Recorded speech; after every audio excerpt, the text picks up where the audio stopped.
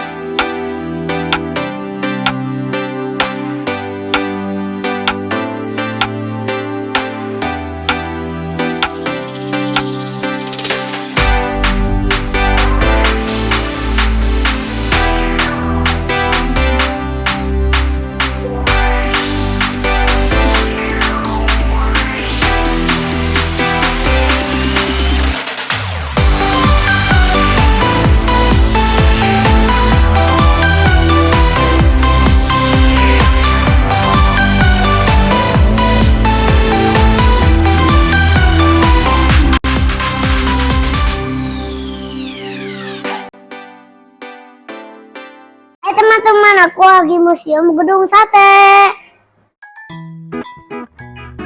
Hai, balik lagi di Abijar and Hussein Channel. Nah, kali ini Abijar dan Hussein lagi jalan-jalan di Museum Gedung Sate. Tepatnya ada di belakang Gedung Sate. Nah, di museum ini ada banyak banget sejarah tentang gedung sate. Kemudian ada juga struktur bangunan gedung sate dan tata letak gedung sate. Nah, kenapa gedung ini dinamakan gedung sate? Karena di sentral gedung ini terdapat tiang yang menyerupai tusuk sate. Nah, selain sejarah-sejarah gedung sate, di sini juga ada sejarah-sejarah Kota Bandung dan Jawa Barat. Kemudian ada di sini macam-macam gubernur Jawa Barat. Nah, di sini ada museum gedung sate.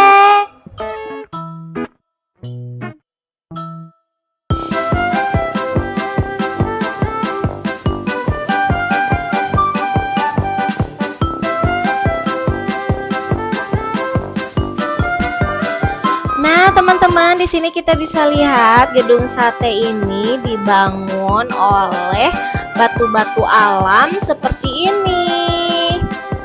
Tuh, makanya sampai sekarang gedung ini masih kuat dan kokoh.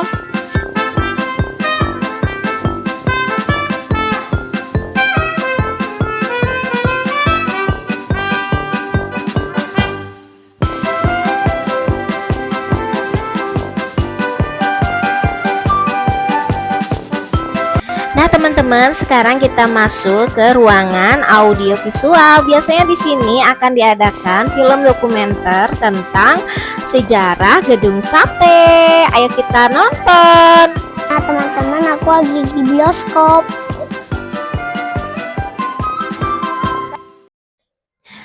Nah, teman-teman, sekarang kita akan menonton film sejarah gedung sate. Jadi jangan kemana-mana ya.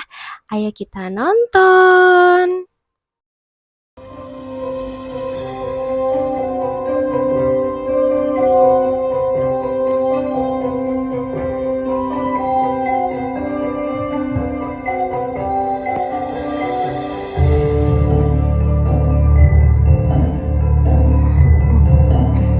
Bangunan itu akrab disebut gedung sate. Pembangunannya merupakan bukti konkret tentang wacana pemindahan ibu kota Hindia Belanda dari Batavia ke Bandung. Pemindahan tersebut melahirkan konsep berdirinya Balai Agung yang terdiri dari serangkaian gedung megah instansi pemerintahan Hindia Belanda. Kompleks ini bernama Gouvernementsbedrijven. Gedung sate adalah gedung pertama yang dibangun dalam kompleks tersebut. Tahun 1924, gedung sate rampung dikerjakan.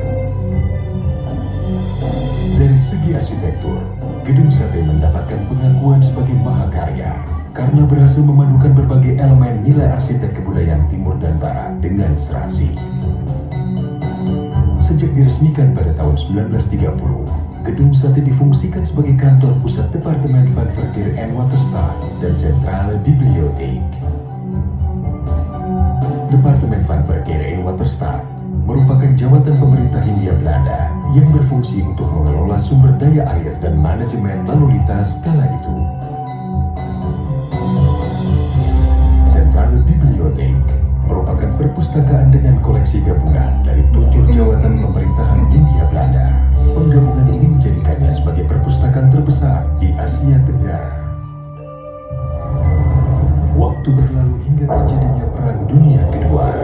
Jerman di bawah kepemimpinan Hitler menguasai Polandia pada 1 September 1939. Peristiwa ini menimbulkan efek domino ke seluruh dunia, termasuk kota Bandung. Jepang yang beraliansi dengan Jerman mengamankan wilayah Indo-Pasifik dari cengkraman aliansi musuhnya. Pada tahun 1942, Belanda menyerah atas gempuran Jepang dalam Perang Pasifik, membuat Jepang menguasai kota Bandung dan menjadikan Gedung Sate sebagai pusat pemerintahan Jawa Madura. Sedangkan jawatan Departemen Van Verkeer en Waterstaat dirubah menjadi Kotubu Bonsitsu, sebuah instansi milik Jepang yang berfungsi sama. Sejak itu, istilah pekerjaan umum lazim digunakan sampai sekarang.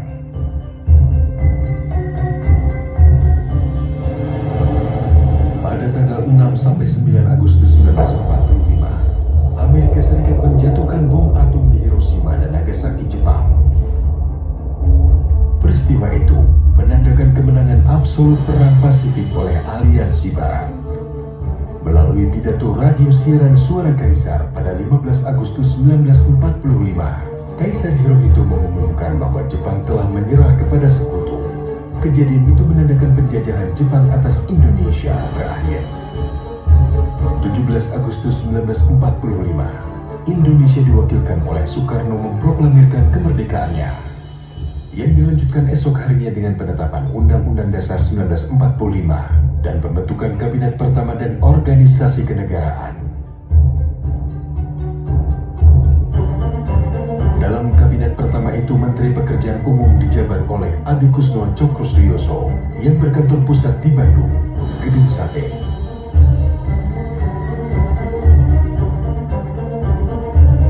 Walaupun sudah memproklamasikan kemerdekaannya, Indonesia tidak serta-merta menikmatinya secara utuh.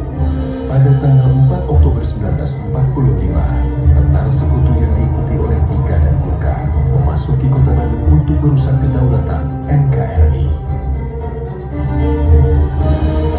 Pada tanggal 3 Desember, pasukan sekutu menyerang Gedung Sate.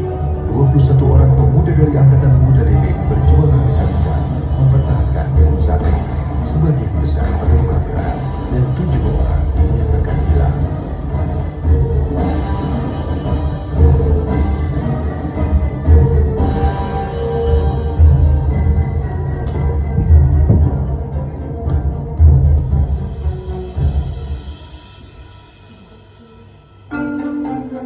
Baru pada tahun 1952, ketujuh pemuda yang hilang dan dinyatakan gugur ini dapat ditemukan kerangkanya terkubur di halaman belakang Gedung Sate. Kerangka ini kemudian dipindahkan ke Taman Makam Pahlawan Cikutra. Ketika Insinyur Haji Juanda menjabat sebagai Menteri Pekerjaan Umum, tanggal 3 Desember ditetapkan untuk diperingati sebagai Hari Kebaktian Pekerjaan Umum.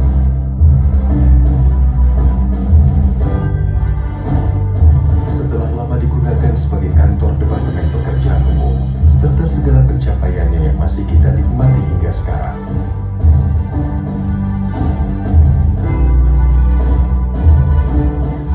Tahun 1980, Gubernur Jawa Barat Aan Kunaifi memindahkan kantor Pemprov Jabar dari Gedung Kertamukti di Jalan Braga ke Gedung Sate. Dan sejak saat itu, Gedung Sate identik dengan pusat pemerintahan Provinsi Jawa Barat. Pada tahun 2017, Gedung Sate mendapatkan status sebagai bangunan cagar budaya nasional dari Kementerian Pendidikan dan Kebudayaan Republik Indonesia.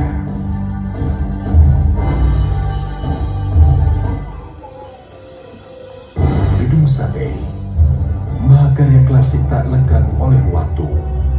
sebuah landmark Jawa Barat yang kita jaga dan cintai, menjadi saksi sejarah perjuangan bangsa Indonesia agar menjadi bangsa gemah ripah repeh rapi.